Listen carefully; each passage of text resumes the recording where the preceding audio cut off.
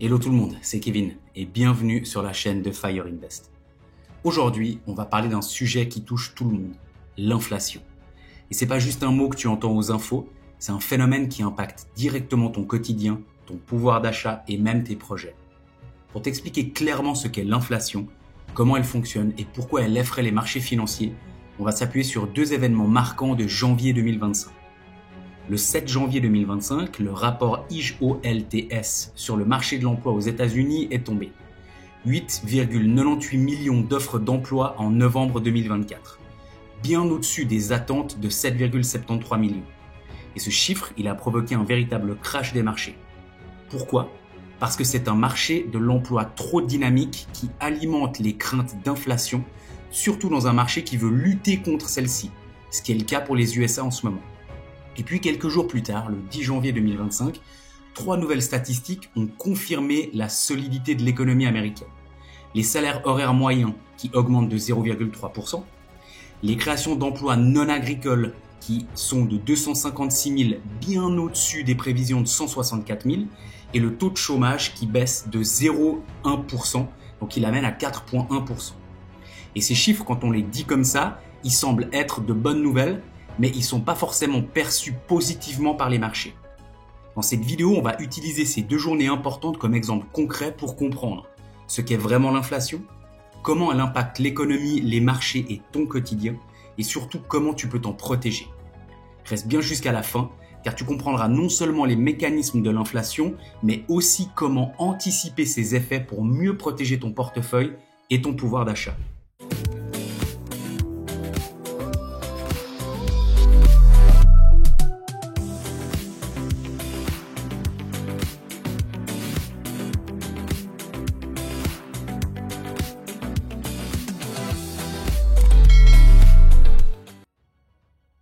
L'inflation, c'est quoi ? C'est tout simplement l'augmentation des prix de manière générale et durable. En clair, ça veut dire que ton argent perd de sa valeur. Avec la même somme, tu peux acheter moins de choses qu'avant. C'est comme une fuite invisible qui vide petit à petit ton pouvoir d'achat et donc directement ton portefeuille. Pourquoi c'est gênant ? Parce que même si ton salaire reste identique, tout autour de toi devient plus cher. La nourriture, l'essence, les vêtements, les loisirs.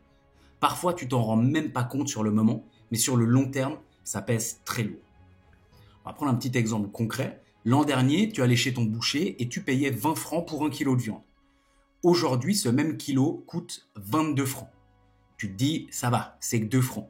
Mais si tu achètes de la viande toutes les semaines, ça fait plus de 100 francs par an. Rien que pour ça. Et c'est pas juste la viande. Imagine si c'est aussi le cas du lait, du pain, des transports, etc. C'est ça l'inflation. Et c'est pas juste une question de produits de base. Pense à ta facture de chauffage en hiver. Si l'énergie elle augmente de 10%, ta facture automatiquement elle va suivre. Et si l'inflation touche tout ton panier de consommation, ça impacte directement ton budget mensuel. Et alors pourquoi ça arrive ? Ça on va y revenir dans la partie suivante, mais sache que l'inflation elle peut être causée par plusieurs facteurs, comme une forte demande pour certains produits ou des coûts de production qui augmentent. Ce que tu dois retenir ici, c'est que l'inflation, c'est pas juste un chiffre à la télé, c'est une réalité qui affecte ton quotidien, que tu sois étudiant, salarié ou retraité. Pourquoi les prix, ils augmentent ? Les prix, il faut bien comprendre qu'ils n'augmentent pas par hasard. Il existe plusieurs raisons pour lesquelles les coûts grimpent, et chacune d'entre elles peut avoir un impact différent sur ton quotidien. Parfois, c'est parce que la demande est plus forte que l'offre. D'autres fois, c'est parce que les coûts de production, eux, augmentent. Et dans certains cas, ce sont des facteurs externes, comme les fluctuations des devises ou les hausses des prix à l'international qui viennent jouer un rôle. Pour mieux comprendre ces mécanismes, on va détailler les trois principales causes de l'inflation. La demande, les coûts de production et l'inflation importée. Donc on va commencer par l'inflation par la demande. Quand beaucoup de gens veulent acheter un produit, mais qu'il n'y en a pas assez pour tout le monde, le prix automatiquement, il va augmenter. Et ça, c'est l'inflation par la demande. Donc on va prendre un exemple. Imagine que tout le monde veut acheter des chaussures édition limitée. Le magasin, il en a 100 paires, mais qu'il y a 500 personnes qui veulent les acheter. Le vendeur, il peut augmenter le prix parce qu'il sait que certains paieront plus pour en avoir. Cela ne s'applique pas qu'aux produits de luxe. On va prendre un autre exemple, les vacances d'été. Si tout le monde réserve des billets d'avion pour partir au soleil, les compagnies aériennes, elles augmentent leurs tarifs. C'est la même chose pour les chambres d'hôtel. la forte demande associée à une capacité limitée, forcément, ça fait grimper les prix. Ensuite, on va parler de l'inflation par les coûts. Quand produire quelque chose devient plus cher, les entreprises, elles augmentent leurs prix pour continuer à faire du profit. On va prendre un exemple concret, le prix du carburant augmente. Ton boulanger, il doit payer plus cher pour faire livrer sa farine. Résultat, la baguette de pain qui coûtait 1 franc, elle coûte maintenant 1 franc 20. Et ça ne concerne pas seulement les produits alimentaires. Pense à la construction. Si le prix de l'acier ou du ciment il augmente, construire une maison devient plus cher. Les entreprises de construction répercutent ces coûts sur leurs clients, augmentant les prix des logements. Et ensuite, c'est l'inflation importée, quand les prix des produits importés augmentent à cause d'une monnaie plus faible ou de hausse à l'étranger. C'est de l'inflation importée. Là, on va prendre de nouveau un exemple concret. Si le franc suisse se déprécie face au dollar, les produits importés des États-Unis, comme certains gadgets électroniques, deviennent plus chers. Cela se ressent aussi sur les produits de consommation quotidienne. Par exemple, si le prix du café augmente dans les pays producteurs, les amateurs de café en Suisse, en France ou en Europe devront payer plus pour leur tasse matinale. Même chose pour le vêtement. Si le coût de fabrication dans les usines à l'étranger grimpe, les grandes marques augmentent leurs prix en boutique. Comment l'inflation impacte ton quotidien ? Déjà, il y a une perte de pouvoir d'achat. Si ton salaire, lui, ne suit pas l'inflation, tu peux acheter moins de choses. Ça va signifier que ton niveau de vie diminue, même si tu gagnes le même montant tous les mois. Prenons un exemple concret, ton salaire, il est de 4 000 francs tous les mois. Tu avais besoin avant de 3 500 francs pour vivre confortablement. Loyer, nourriture, loisirs. Avec l'inflation, tes dépenses mensuelles passent à 3 800. Il ne te reste plus que 200 francs pour épargner ou te faire plaisir. Maintenant, imagine que l'inflation continue pendant plusieurs années, mais que ton salaire il reste le même. Ce qu'était autrefois une vie confortable devient une lutte pour couvrir les besoins essentiels, comme payer tes factures ou acheter de la nourriture. Et donc ça a un impact sur les loisirs et les projets.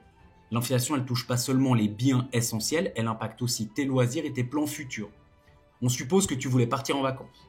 Le prix des billets d'avion et des hôtels, il a augmenté de 10%. Ces vacances qui devaient te coûter 2000 francs coûtent maintenant 2200 francs. Si ton budget il est serré, tu dois soit repousser ton voyage, soit faire des compromis sur la destination ou la durée. Et donc ça va avoir des incitations à consommer immédiatement. Quand les gens ils anticipent que les prix vont continuer à monter, ils préfèrent acheter tout de suite et ça va créer une demande accrue qui peut aggraver l'inflation. On pourra prendre l'exemple de Paul qui veut acheter une voiture. Il sait que les prix ils augmentent chaque année, donc il décide d'acheter maintenant pour éviter de payer plus cher l'année prochaine. Mais ça ne s'arrête pas là. Si tout le monde pense comme Paul, les concessions automobiles, elles se retrouvent avec une forte demande, ce qui pousse les prix à augmenter encore plus rapidement. Même dans les magasins d'électronique, tu peux observer ce phénomène. Si les gens pensent que les prix des téléphones ou des ordinateurs vont augmenter, ils se ruent pour acheter d'avance, ce qui provoque des ruptures de stock et des hausses de prix immédiates. Ça a aussi une conséquence psychologique. L'inflation, elle peut aussi avoir vraiment un impact sur ton bien-être mental. Quand tu vois les prix grimper partout, ça peut créer de l'anxiété.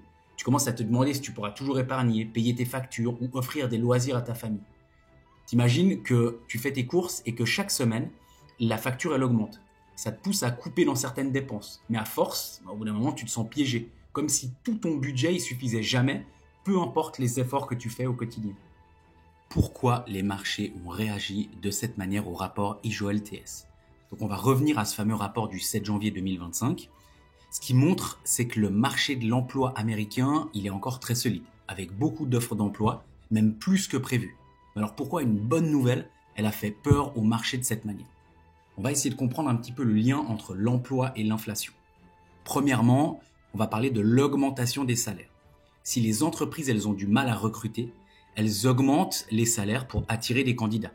Et donc ces hausses salariales, bien qu'elles soient positives pour les travailleurs, elles se répercutent sur les prix des biens et des services. Pourquoi ? Parce que les entreprises, elles transfèrent leurs coûts accrus aux consommateurs. C'est ce qu'on appelle une boucle inflationniste. On prend un exemple concret. On prend une chaîne de restaurants. Pour garder ses employés ou en embaucher de nouveaux, cette chaîne, elle propose des salaires plus élevés. Ça va augmenter ses coûts d'exploitation, donc elle va hausser ses prix. Résultat, le menu que toi, avant, tu payais 15 francs, maintenant, il va te coûter 17 francs. Et si cette dynamique, elle s'étend à l'ensemble de l'économie, ça contribue à une inflation générale. Deuxièmement, il y a eu aussi une réaction de la Fed. pour contrôler cette inflation, la Réserve fédérale, donc la Fed, elle peut maintenir des taux d'intérêt élevés, voire les augmenter. Et ça, forcément, ça freine l'économie en rendant le crédit plus cher, que ce soit pour les particuliers ou pour les entreprises. On prend un exemple, t'imagines que tu vas acheter une maison. Si les taux y passent de 2 à 5%, imaginons, ton prêt immobilier il devient beaucoup plus cher. Ta mensualité, elle passe, je dis au hasard les chiffres, mais de peut-être 1000 francs à 2% jusqu'à peut-être 1500 à 5%. Et ce surcoût que beaucoup de foyers ne peuvent pas se permettre, forcément, il va amener au résultat suivant, c'est que tu vas reporter ton achat comme beaucoup d'autres, ce qui va ralentir le secteur immobilier et l'économie en général. Et il y a aussi un impact sur les entreprises, c'est que les entreprises aussi, elles sont touchées. Si elles empruntent à des taux d'intérêt plus élevés pour financer leurs projets ou acheter, imaginons, des nouvelles machines, leur coût, forcément, il va augmenter aussi. Elles pourraient donc renoncer à investir, ce qui va freiner l'innovation et la création d'emplois. Il faut comprendre aussi que les marchés financiers, ils détestent l'incertitude. Et les marchés financiers réagissent pas seulement aux données actuelles, mais à ce qu'elles signifient pour l'avenir. Et avec un rapport IJO-LTS aussi fort, les investisseurs, ils anticipent, premièrement, que l'inflation, elle pourrait rester élevée plus longtemps que prévu, que la Fed, elle continuera à maintenir des taux d'intérêt élevés et ou qu'elle les diminuera pas autant que prévu en 2025, et aussi que ça pourrait entraîner un ralentissement économique et même aller jusqu'à une récession. Et là, je fais un petit aparté sur la récession. Si tu te demandes ce que c'est, la vidéo de la semaine prochaine, elle parlera de ce sujet aussi. Et ces anticipations, elles poussent les investisseurs à vendre leurs actions, surtout celles des secteurs sensibles au taux d'intérêt, comme par exemple la technologie. Si on prend l'exemple du Nasdaq, qui regroupe beaucoup d'entreprises technologiques, ces sociétés, elles utilisent souvent le crédit pour financer leur croissance, et si les taux d'intérêt ils augmentent, leurs coûts de financement ils explosent, ce qui va affecter leur marge bénéficiaire. Les investisseurs ils préfèrent alors vendre leurs actions pour se tourner vers des actifs plus sûrs, comme les obligations ou même l'or. Donc pour faire une petite conclusion sur ce rapport du 7 janvier, ça illustre parfaitement comment un marché de l'emploi robuste peut provoquer des turbulences sur les marchés financiers. Et c'est pas la bonne santé de l'économie qui inquiète, qu'on se comprenne bien, mais c'est ses conséquences potentielles. Une inflation persistante, une politique monétaire plus stricte et un impact éventuel sur la croissance économique. Pour les marchés, ces éléments ils sont synonymes d'incertitude, et l'incertitude c'est le pire ennemi des marchés. Comment mesurer et anticiper l'inflation? Déjà, il y a des indices à surveiller. L'IPC, donc c'est l'indice des prix à la consommation. Cet indice, il mesure l'évolution des prix d'un panier de biens et de services représentatifs de la consommation des ménages. Une hausse rapide de l'IPC indique que l'inflation, elle s'accélère. Donc, par exemple, si l'IPC, elle augmente de 5% sur une année, ça signifie que les coûts de la vie, concrètement, ils ont augmenté de 5%. Ensuite, on peut regarder aussi le prix des matières premières, pétrole, métaux. Ces prix sont souvent des indicateurs précurseurs de l'inflation parce qu'ils influencent directement les coûts de production. Par exemple, une hausse du prix du pétrole, elle peut se répercuter sur les coûts de transport et donc sur les prix des produits pour toi directement. Et aussi l'augmentation des salaires. Lorsque les salaires ils augmentent significativement dans plusieurs secteurs, ça peut indiquer une pression inflationniste, comme on l'a vu avant. Les employeurs ils répercutent souvent ces coûts accrus sur les biens et services, ce qui contribue à l'inflation. Et ensuite, on peut voir aussi l'impact des banques centrales, leur rôle dans la lutte contre l'inflation. Concrètement, les banques centrales comme la Fed ou la BCE, elles surveillent ces indicateurs de près parce que si elles constatent une inflation qui dépasse leur objectif, il est généralement autour des 2%, elles peuvent augmenter les taux d'intérêt pour ralentir l'économie. On prend un exemple concret. On imagine que la Fed, elle augmente les taux d'intérêt pour contrôler l'inflation. Ça va rendre le crédit plus cher pour les entreprises et les particuliers. Et une entreprise qui voulait acheter des nouvelles machines, elle pourrait reporter son investissement, ce qui freine la croissance économique. En revanche, si l'inflation elle est trop faible, les banques centrales elles peuvent baisser les taux pour stimuler la consommation et l'investissement. Et aussi 2-3 autres petits indicateurs à surveiller, c'est le taux d'épargne des ménages. Une baisse du taux d'épargne des ménages peut signaler que les consommateurs anticipent une hausse des prix et préfèrent dépenser maintenant. Et personnellement, ce que j'utilise comme outil pour voir toutes ces indications, c'est le calendrier économique de investing.com. J'en parle d'ailleurs dans la vidéo qui s'affiche juste en haut à droite de ton écran, dans mon top 10 des outils que j'utilise. Tu peux aller regarder comment je le configure et comment je l'utilise. Comment se protéger contre l'inflation? Premièrement, on peut investir dans des actifs qui suivent eux-mêmes l'inflation. On peut prendre par exemple l'immobilier comme exemple. Donc les loyers, ils augmentent souvent avec l'inflation.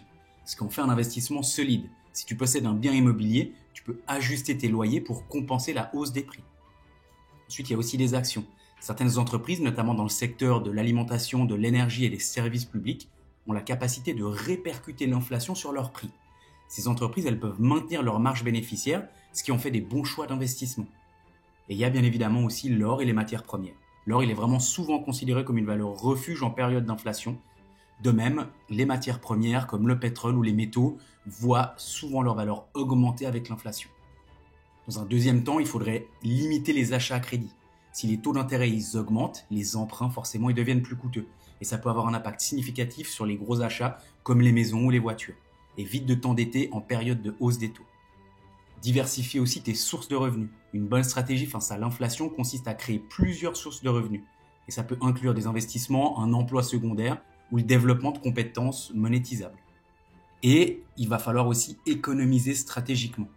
Place ton épargne dans des comptes ou produits qui protègent contre l'inflation, comme des obligations indexées sur l'inflation ou des fonds spécifiques. Avec toutes ces explications, tu as bien compris que l'inflation, c'est pas juste des chiffres, c'est quelque chose qui impacte ta vie de tous les jours, ton pouvoir d'achat, ton épargne et même tes investissements. En comprenant mieux ces mécanismes, tu peux mieux te préparer et prendre des décisions plus intelligentes. Alors maintenant que tu en sais plus, dis-moi ce que tu vas faire pour protéger ton avenir face à l'inflation. J'espère en tout cas que cette vidéo elle t'a plu et si c'est le cas, n'hésite pas à la liker, oublie pas de t'abonner à ma chaîne pour plus de contenu sur l'économie et l'investissement, mets un pouce bleu, partage cette vidéo autour de toi avec tes proches pour qu'ils aient aussi accès à ce genre d'informations et dis-moi en commentaire comment tu gères l'inflation au quotidien. Suis-moi aussi sur X pour plus de contenu journalier et surtout n'oublie pas, agis aujourd'hui pour devenir demain.